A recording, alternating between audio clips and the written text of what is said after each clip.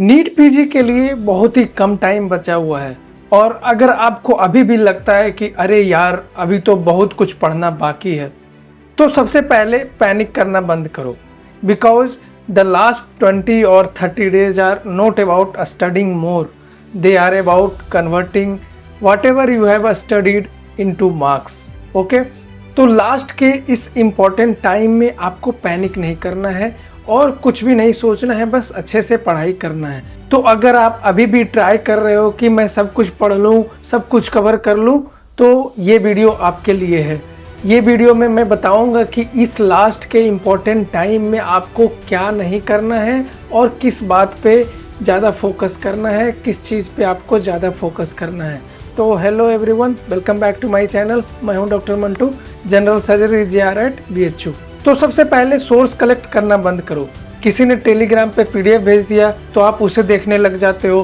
कोई टॉपर ने important topic के लिस्ट भेज दिए तो आप उसे देखने लग जाते हो और सेव कर लेते हो कि इसे भी पढ़ना है। किसी टीचर का नया रिवीजन वीडियो आ जाता है तो आप उसे देखने लग जाते हो और आप फोमो में रहते हो कि कहीं मुझसे ये छूट ना जाए, और आप डर जाते हो कि अगर इससे क्वेश्चन आ गया तो मेरा सिलेक्शन नहीं हो पाएगा। तो ये गलती आपको नहीं करना है, क्योंकि आपको डिसाइड करना है कि what will I revise. Because अगर आपके पास ज़्यादा सोर्स हो जाएगा और ज़्यादा मटेरियल हो जाएंगे तो आप उसे रिवाइज नहीं कर पाएंगे और ये इम्पॉर्टेंट टाइम आप वेस्ट कर देंगे। उसका रिजल्ट ये होगा कि आप कंफ्यूज होते रहोगे और आपका रैंक इम्प्रूव होने के बजाय आपका रैंक डिक्रीज हो जाएगा।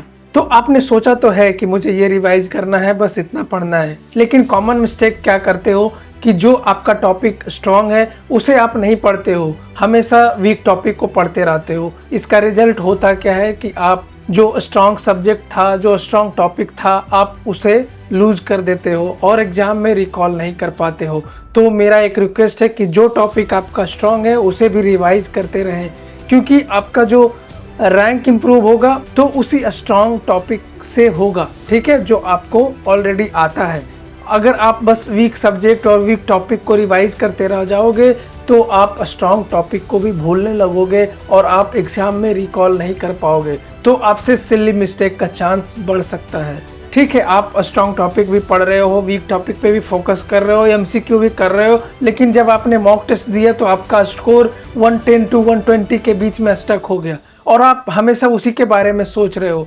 तो ऐसा नहीं करना है। ये कभी नहीं सोचना है कि जो आपका GT में मार्क आया है वही फाइनल एग्जाम में आएगा। बहुत बार ऐसा भी हुआ है कि जिसका GT में कम मार्क आया है वो फाइनल एग्जाम में ज़्यादा स्कोर कर लेते हैं। तो ये GT का स्कोर और मॉक टेस्ट का स्कोर फाइनल स्कोर नहीं है। अगर आप अभी भी अच्छे से डेली रिवाइज करते रहोगे और क्वेश्चन प्रैक्टिस करते रहोगे तो अभी भी बहुत कुछ कर सकते हो और बहुत ज़्यादा रैंक इम्प्रूव कर सकते हो। तो ये जो मॉक टेस्ट में 110 और 120 के बीच में स्कोर स्टक हो गया है, तो ऐसा कैसे हो जाएगा कि फाइनल एग्जाम में 140 150 आ जाएगा। तो इसके लिए आपको अब पैसिव वॉचिंग कम करना होगा, क्योंकि जब आप वीडियो देखते हो तो आपको लगता है कि हाँ मुझे सब आता है, लेकिन जब आप रिकॉल करने का कोशिश करते हो तो आप भूलने लगते हो। इसीलिए आपको हमेशा एक्टिव रिकॉल करना है और नोट बंद करके आपको क्वेश्चन प्रैक्टिस करना है। जितना ज़्यादा आप अभी क्वेश्चन प्रैक्टिस करोगे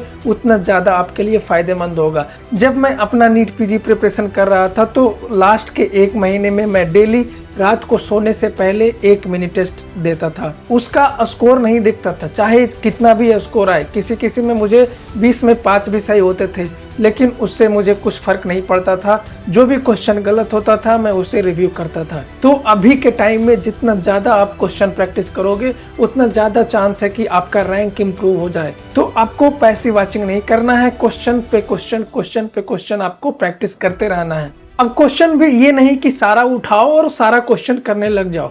सबसे पहले PYQ को सीरियसली लो। जितने भी PYQ है और जितने भी प्रीवियस ईयर टॉपिक्स है उसे उठाओ, उसे पढ़ो और उससे रिलेटेड जितने भी क्वेश्चन है उसे करो और अपने प्रिपरेशन को स्टेबल बनाओ। अगर आप आज 12 घंटा पढ़ते हो तो कल भी कोशिश करो कि 12 घंटा पढ़ो। ऐसा नहीं कि आज 10 घंटा पढ़े, कल 4 घंटा पढ़े, परसों 2 घंटा ही पढ़ पाए। तो ये नहीं करना है। हमेशा आपको स्टेबिलिटी बना के रखना है, हमेशा आपको डिसिप्लिन मेंटेन करके रखना है। और डिसिप्लिन और ये प्रिपरेशन को स्टेबल तभी बना पाओगे जब आप आप अपना नींद पूरी तरह से लोगे। आप स्लीप कॉम्प्रोमाइज नहीं कर सकते हैं। अगर आपको अच्छे से प्रिपरेशन करना है तो स्लीप अच्छे से लेना है। ये नहीं कि अगर आपको सब कुछ पढ़ना है, आखिरी का टाइम बचा है तो आप कम सो और ज़्यादा पढ़ने का कोशिश कर रहे हो। ऐसा नहीं करना है। अगर आप ऐसा करोगे, अगर एक भी दिन आपका तबीयत खराब हुआ तो आपका रैंक 5,000 से 10,000 नीचे चला जाएगा। तो आप अपने हेल्थ पे ज़्यादा फोकस करो। इन लास्ट के कुछ दिनों में